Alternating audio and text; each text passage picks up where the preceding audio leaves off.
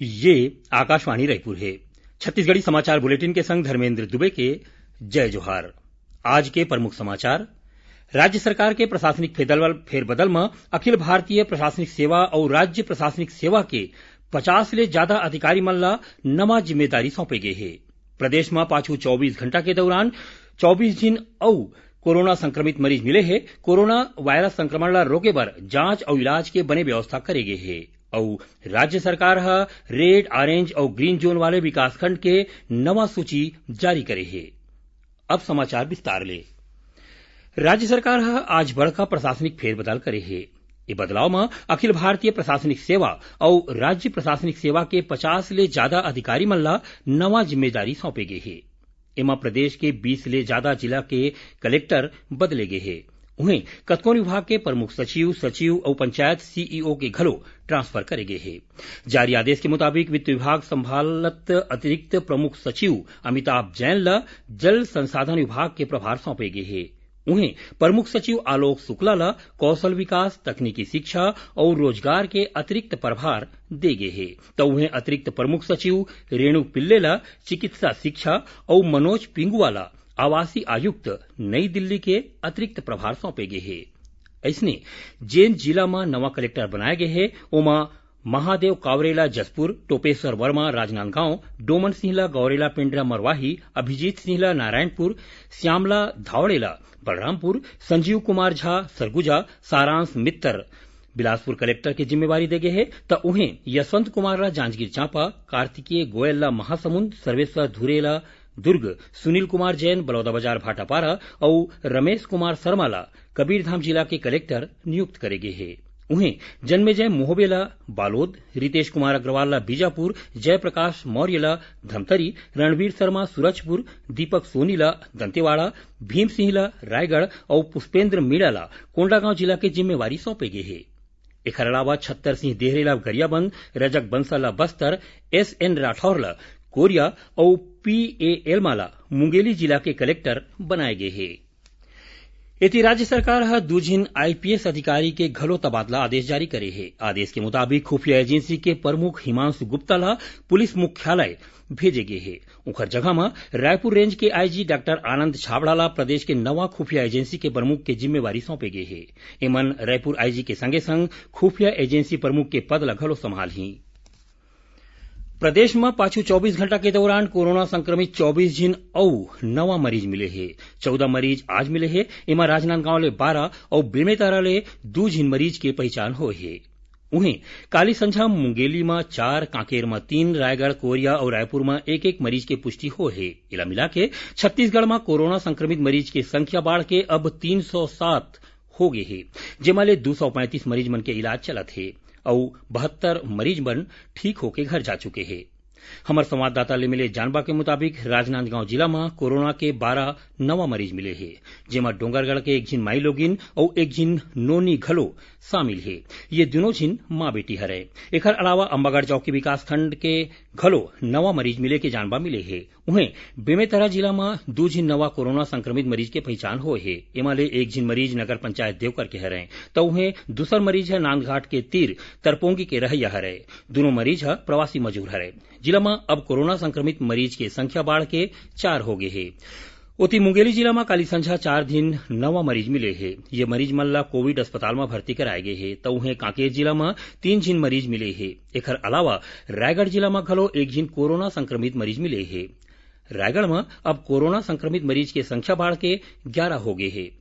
इति राजधानी रायपुर में घलो काली रतिहा 1 जिन कोरोना संक्रमित मरीज मिले है। ये रायपुर स्थित मेडिकल कॉलेज के स्टाफ नर्स है। छत्तीसगढ़ी समाचार बुलेटिन आप मन आकाशवाणी रायपुर ले सुनत हो। छत्तीसगढ़ के खबर ले है आपकी वास्ता और खबर के विश्वसनीयता ले है हमर वास्ता। आकाशवाणी समाचार रायपुर के प्रादेशिक समाचार बुलेटिन के संगे संग हमर समसामयिक कार्यक्रम आप रेडियो के संग अपन मोबाइल में घलो सुन सकत हो। आकाशवाणी समाचार फेसबुक, ट्विटर और यूट्यूब में घलो हावय। हमर फेसबुक पेज हरे Chhattisgarh news on AIR, Twitter handle CGAIR news और हमर यूट्यूब चैनल हरे छत्तीसगढ़ AIR न्यूज। तो अब रेडियो के संगे संग आपके मोबाइल के माध्यम ले हम आप तक पहुंचत हन। छत्तीसगढ़ के हर खबर पर सुनत रहो आकाशवाणी समाचार। अब आगू बढ़न बाँचे समाचार कोती। राज्य सरकार हा रेड ऑरेंज और ग्रीन जोन वाले विकास खंड के नवा सूची जारी करे है। केंद्र सरकार के दिशा निर्देश के मुताबिक प्रदेश के जम्मू विकास खंड और शहरी क्षेत्र मन में कोरोना संक्रमण के सक्रिय मामला के संख्या ओखर दुगुना होए के दर और प्रति 1 लाख जनसंख्या ऊपर सैंपल जांच के अभी के हालात के मुताबिक एला बांटे गए है। जारी सूची के मुताबिक प्रदेश के 13 विकास खंड रेड जोन बनाए में हवय, जेमा बालोद जिला के डौंडी लोहारा, राजनांदगांव के छुरिया, बिलासपुर जिला के कोटा, तखतपुर, बिलासपुर शहर, मस्तूरी और बिल्हा विकास खंड ला शामिल करे गए है। उन्हें कोरबा, मुंगेली, रायगढ़ शहर, अंबिकापुर, बलौदा बाजार और कबीरधाम जिला के पंडरिया विकास खंड ला घलो रेड जोन में राखे गए है, तो उन्हें राज्य के 39 विकास खंड ला ऑरेंज जोन में राखे गए है।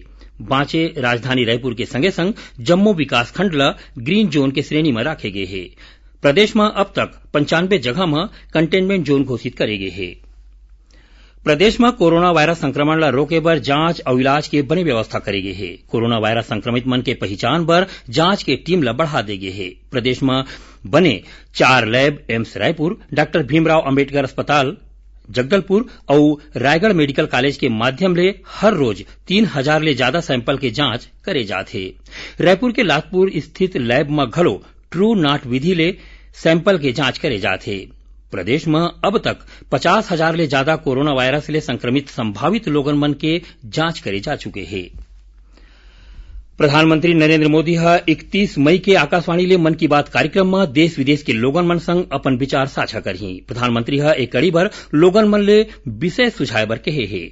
लोगन मन 1800-117800 नंबर में एक कार्यक्रम पर अपन विचार रिकॉर्ड करा सकते हैं, या फिर नमो ऐप, ओपन फोरम या फिर माई गांव में लिख के भेज सकते हैं। पूर्व मुख्यमंत्री और राजनांदगांव के विधायक डॉक्टर रमन सिंह कीन है कि राजनांदगांव विधानसभा के जम्मू क्वारंटाइन सेंटर में सूखा राशन बांटे जाही। उमन कीन की विधानसभा के करीबन 55 क्वारंटाइन सेंटर में 700 लोगन मन रहा थे। डॉक्टर सिंह कीन की 5वें दिन भाजपा के बैठका में प्रवासी मजदूर मन बर बनाए गए क्वारंटाइन सेंटर में राशन के व्यवस्था नहीं होए के जानबाद दे गई रही। फसल मन ला नुकसान पहुंचैया टिड्डी दल के प्रकोप मध्य प्रदेश तक पहुंच गए है। एला देखत केंद्रीय एकीकृत नासी जीव प्रबंधन केंद्र के सहायक निदेशक छत्तीसगढ़ के सीमावर्ती जिला के कृषि अधिकारी, कर्मचारी और किसान मन ला ध्यान रखे बर कहे है। उमन किसान मन ला टिड्डी दल के प्रकोप ले बचाव बर कीटनाशक दवाई के प्रयोग करे के सुझाव दे है। लॉकडाउन के दौरान वनोपज ला सकेले में देश भर में छत्तीसगढ़ अगुवा है। एक आम ले वनवासी मन ला सालाना करीबन 2500 करोड़ रुपया के आय होए के संभावना है। ट्राइफेड ले मिले आंकड़ा के मुताबिक प्रदेश में अब तक 1 लाख कुंटल वनोपज सकेले गए है। और अब थोड़कुन समाचार सार में मुख्यमंत्री यकीन है कि राजधानी रायपुर के ऐतिहासिक बूढ़ा तालाब विवेकानंद सरोवर अवैया बेरा में दिखतेज बनी। उमन कीन की एतरिया के साफ सफाई के बाद योजना बना के और बने ढंग ले सुंदर बनाया जाही। महासमुंद जिला मुख्यालय के लाल दाढ़ी जगह में बिना सूचना के मुंबई ले आके रहैया 5 जिन लोगन मन के खिलाफ पुलिस लॉकडाउन उल्लंघन के मामला दर्ज करे है और संगे संग उखर मन के स्वास्थ्य जांच करके उमन ला होम क्वारंटाइन करे गए है। और महासमुंद जिला जेल में एक जिन विचाराधीन कैदी के मौत हो गए। ये कैदी पिथौरा क्षेत्र के रामपुर के रहिया है। आखिर में प्रमुख समाचार एक घाव फेर। राज्य सरकार के प्रशासनिक फेरबदल में अखिल भारतीय प्रशासनिक सेवा और राज्य प्रशासनिक सेवा के 50 से ज्यादा अधिकारी मन ला नमा जिम्मेदारी सौंपे गए है। प्रदेश में पाछू 24 घंटा के दौरान 24 जिन और कोरोना संक्रमित मरीज मिले हैं। कोरोना वायरस संक्रमण ला रोके बर जांच और इलाज के बने व्यवस्था करे गए है।